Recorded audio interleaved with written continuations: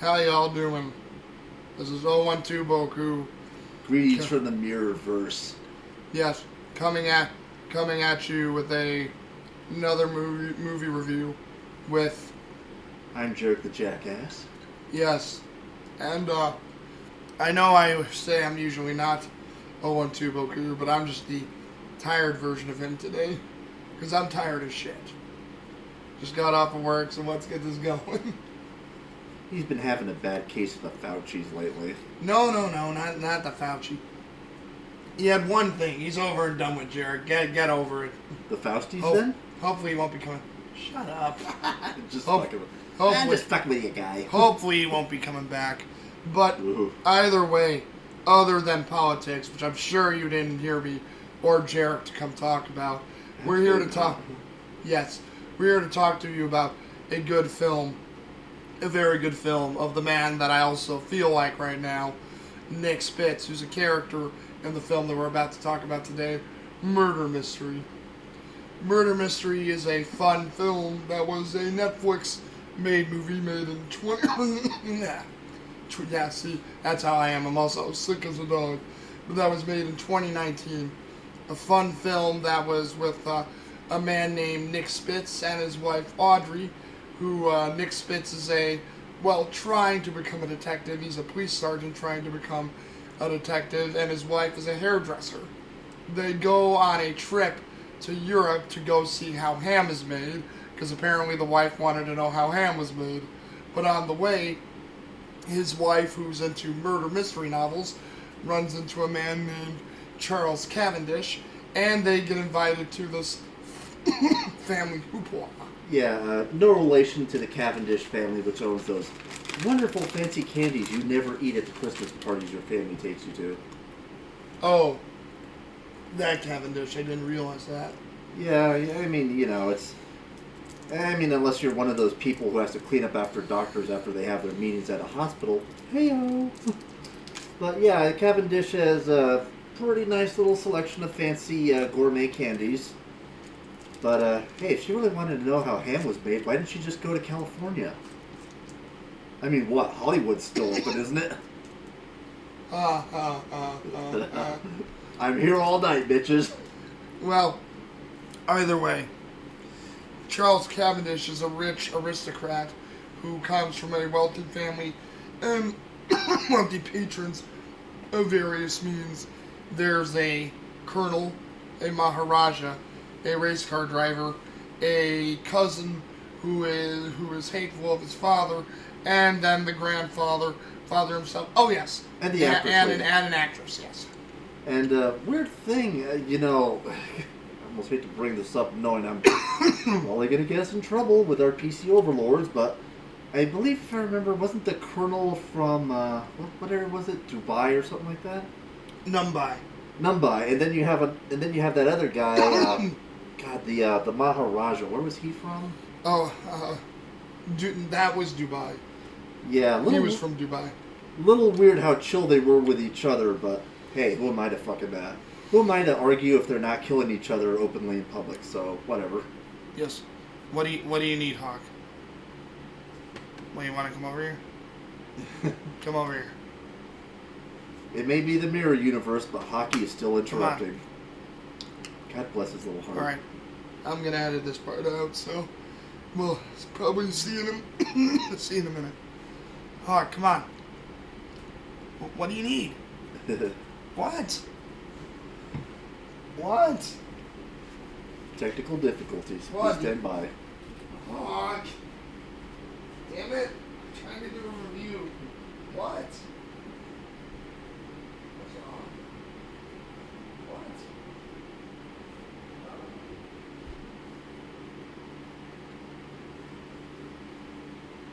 Go out again. Let me go out again.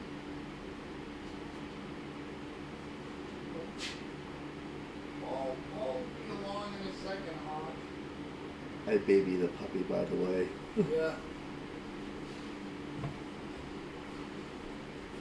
You have spoiled him rotten, Paul, I'll tell you that much. I'm just getting my grandpa energy out of my system while I'm still alive. Well, I guess so, because he And He bloody misses and loves you. You know, I can't believe I'm saying this, but isn't it weird that Netflix actually made a good movie and nobody talks about it? Yeah. And weirder still, since this good movie just happens to star an actor who gets very underappreciated. We weren't back yet, dude. Sorry. If you want to save that, just move it. Oh, Hawk, what? Come here. Come here. Hockey. Come here. Come here. Come here. There's nothing to be afraid of. Come here. Come here. Hawk.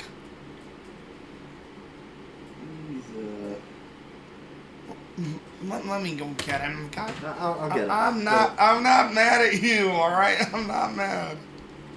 I'll get him. Come here, Mr. Snugglesworth. Come here. Yes. I'm sorry. Baby is feeling sad without his Boku. And you apparently. Come, Mr. Snugglesworth. All right, guys. We're back. Apparently, my dog wanted to not be lonely, because he's lonely as shit. Is Hockey lonely tonight? And anyhow, these aristocrats get together on this yacht, and they're all like having a chat about what they're doing. They're also wondering what the Spitzes are there. The Spitzes' reactions to are priceless. Dry humor to the bones, making fun of everybody. They say the colonel who lost an eye and lost a hand has no penis. Like the Maharaja, they're being all like straightforward and up with him, and then he just starts rapping and ringing rhymes and being like this chill dude that you don't obviously see from a Maharaja. Juan Carlos, the race car driver, can't talk. You know, he doesn't speak a lick of English, and you know, all the other ones. The actress loves the attention, and of course, you know, you have Charles Cavendish and then Plus, the colonel has the one guy's son. They're all like, we don't care. You know what I just realized? Didn't the colonel have a Ukrainian bodyguard? Well, Ukrainian or Russian, I forget, but his name is Sergey.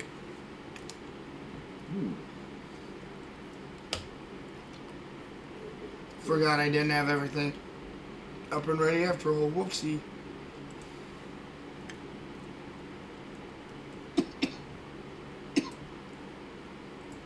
Get back to it in a minute, folks. Hold on a sec. There we go. I'm honestly too tired right now. Honestly. There we go. You come for the quirkiness, you stay for the professionalism. Oh, yes. And they're all getting together to see dear old Malcolm Poppy read his will. Yeah, Malcolm Quince, the man who brought everybody together. Now, granted, Malcolm Quince is... Oh, yes. I forgot, too. There's a Japanese girl who Charles Cavendish used to be the wife of, who is now dating his uncle, Malcolm Quince. And that, you know, has a whole thing in itself. They get together, and, you know, you have Malcolm Quince calling out everybody by name, saying the nice things in the nicest way possible, and then looks at the Spitzes and he's like, who are you? You know, we're the Spitzes. Yeah, out of towners. We're just here. We came with your nephew. Yeah. I see. We kind of forgot to mention that I believe it was it the oldest son kind of met the wife. She was like basically sneaking into like first class to, I forget, she was like looking for something and she got caught by the stewardess. He's like, oh, she's a guest of mine, I invited her. And then he just ups and invites him to the reading of the family will, and where the dad basically insults every single last one of them for being useless and contributing nothing except for his Asian wife, who he stole from his son, like he's Batman stealing the girlfriend of Nightwing. Which actually happened, by the way. Well, nephew, actually. It was a nephew he stole it from, because Charles Cavendish is his nephew. He only has the one son. And I also forgot too, the reason they ended up going with Charles Cavendish is because they were going to get on the bus to see the ham. It was full of old people and a yelling family. And they're like, hey, can we still come with you? Yeah. You know, tourists. Gotta love it. But as you can imagine, as Jherick just said, you know, Malcolm Quince calls them out for being leeches, contributing nothing.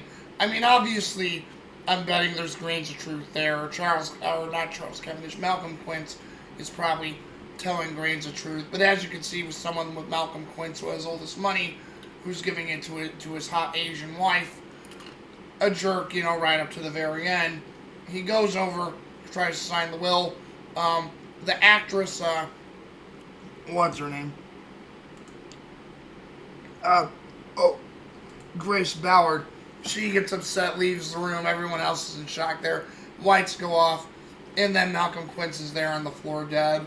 And then, you know, stabbed with a harmonious dagger that he took out as a gift to his wife.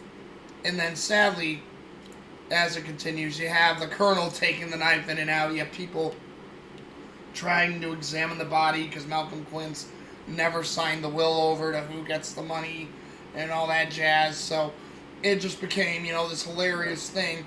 And then it goes into basically hilarious romps and dry humor of trying to solve a more than decent murder mystery. In fact, I'd actually say a very intelligent and well-constructed one, because they really do throw you a couple of good red herrings. Heck, me and Boku love this kind of shit, and they actually fooled us. Yes, they did. Twice in one movie. Yes, they did. In an Adam Sandler movie.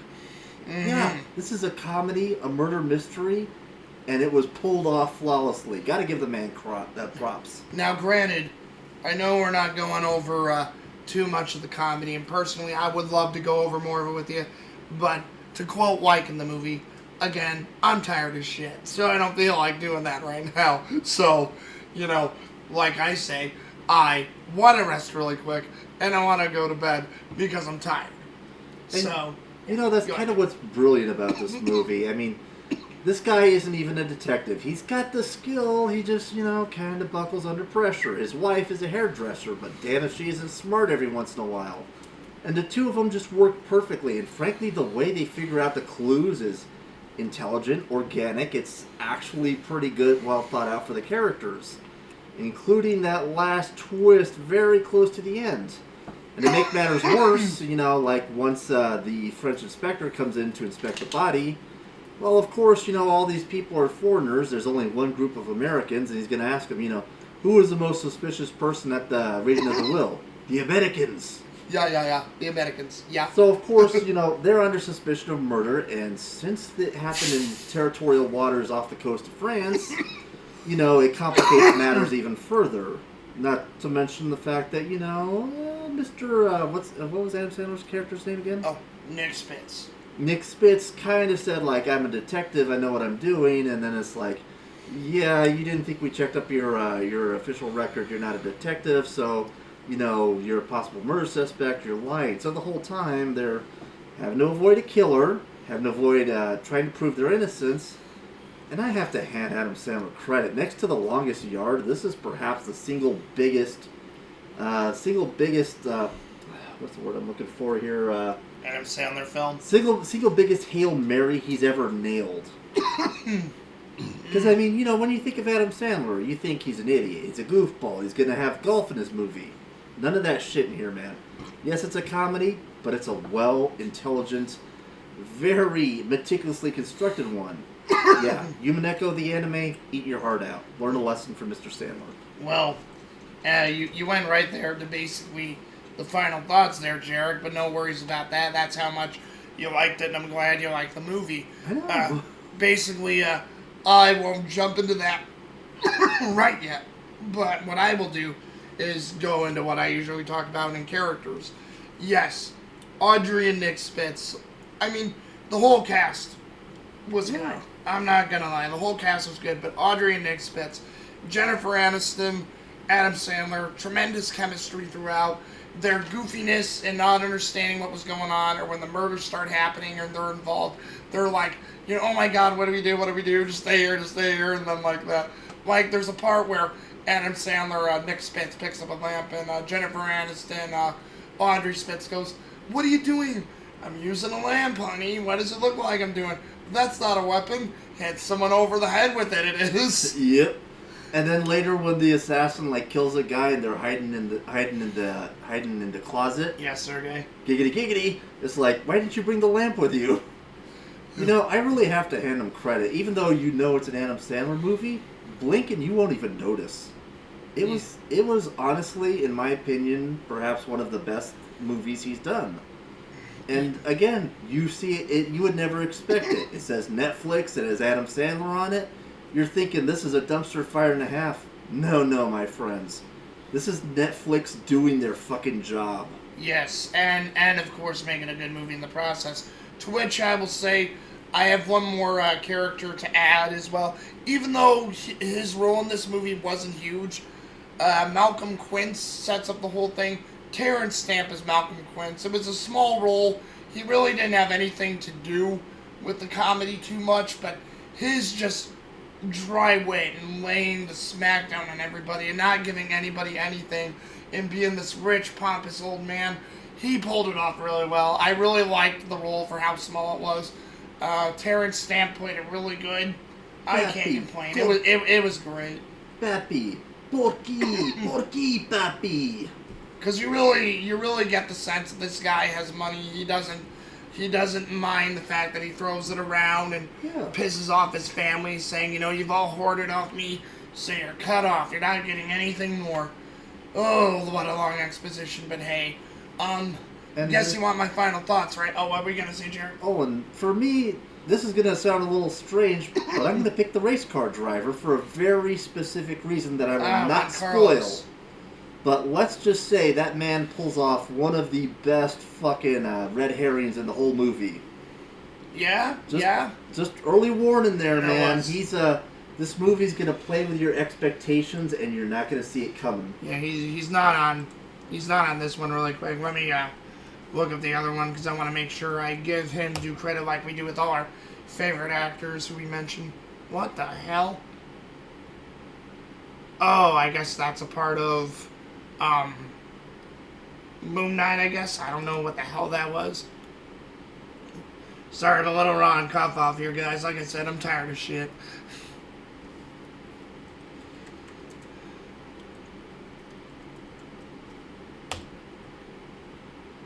Wait. Oh, there's nothing on it, but a murder mystery, too. I'm like, oh boy. Don't know if it needs a sequel, but hey. Let's see, where are you? Let's see here. Oh, should be somewhere near here. Juan Carlos Rivera, Luis Gerardo Mendez. Nice. Yeah, so he was right. The surprise with him is really interesting. You guys would probably like it. And that's a good way of going into our final thoughts, as I will say it. Basically, Jherick gave you his pretty early on, so hey, I'll give you mine now.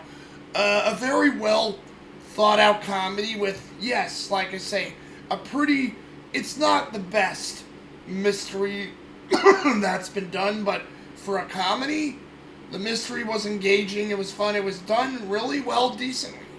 So, I'm not going to complain. It was actually good twists. Me and Jherick both lost ourselves in it.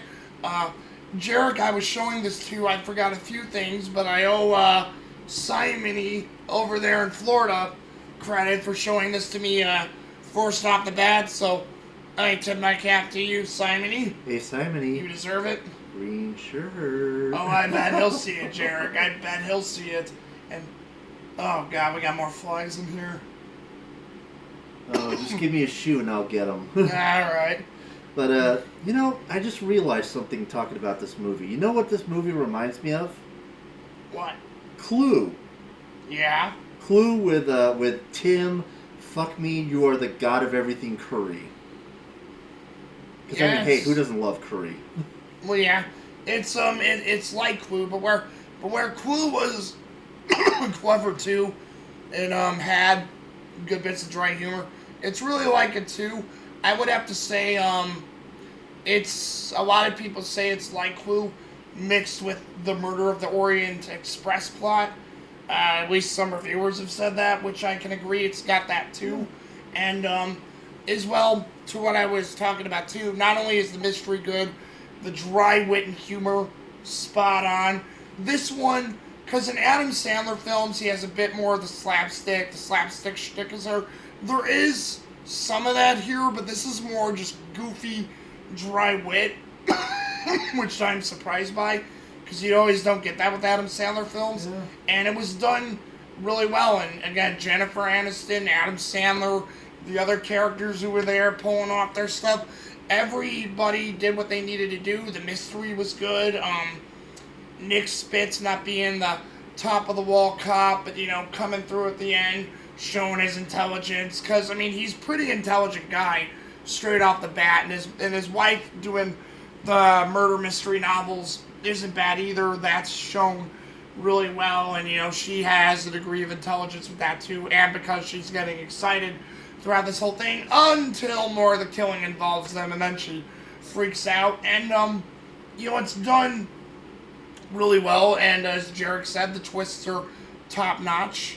Don't know why I did that. I mean, to give a thumbs up at top notch twists, and I'd have to say too, without giving it away how it transpires, a pretty damn good car chase. And now that you mentioned the whole Murder on the Orient Express thing, I have to wonder, you think you're going to meet you and Owen on the train? Oh. I mean, I just hear she's a big fan of Agatha Christie, that's all. Oh. But hey, if she does show up, just ask her big sister Remelia to take care of her. I'm sure that maid could do something about it. Could be, I don't know. But that is what I thought about it, and it's it's a pretty damn good movie. I think I've missed out on a couple times. Me and Jherick have done these reviews. Maybe I've been saying it, I don't know. I've not gone back and rewatched a lot of our recent stuff yet, but I have to give this, I give it a very solid borderlining 9 out of 10. Because, or 9 to 10 out of 10, that's what I said. A very solid 9, but if I have to border 10 out of 10, because it was way better than I thought it was going to be. I'm not going to lie, Mr. Sandler, you came dangerously fucking close to going full perfection Steve Martin on this, so I'm going to give you a 9 Parenthoods out of 10 Little Shops of Horrors. Hey, well, there you go. You fucking nailed this, man. That's pretty good, Jherick. Yeah, and as you can see our love with this thing. Again, since it's a comedy, I would love to go through the horror, or not the horror, the gags and jokes with you. Probably whenever we get tired of doing like straight up reviews like this, and we want to go more in depth, we'll talk about like maybe 15-20 minute videos about what jokes we liked and why we loved it, or how stupid it was, or maybe how not funny it was if it's one of the bad comedies we watch. But it's always hard to explain that in a straight up review, but it's very dry wit. I thought it was funny. Jherick thought it was funny. The slapstick parts, of course, are gold, and it's a very fun film. And like Jherick said, Adam Sandler and company, and let's see, who directed this here? I think he's here.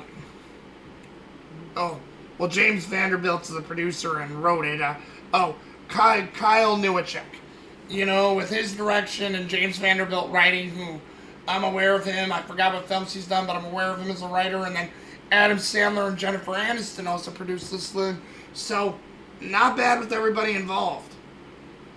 And it just goes to show you, out of all the SNL cast members, Adam Sandler did the best post-SNL, so gotta give the man credit for that. Well, again, him and Dan Aykroyd have had the 2 longest standings in films, whether it's been cameos or whether it's been them still in films. So yeah, absolutely. And until next time, this is 012 Boku and Jherick the Jackass. And we'll be coming at you again, real time. Deuces. Now, I'm gonna go. take my thing here. Take off my hat here. Maybe find something to snack on because I'm a little hungry as shit. And I'm tired of shit. Your evil racist trucker hat. Now go punch Goku in the dick. See you later.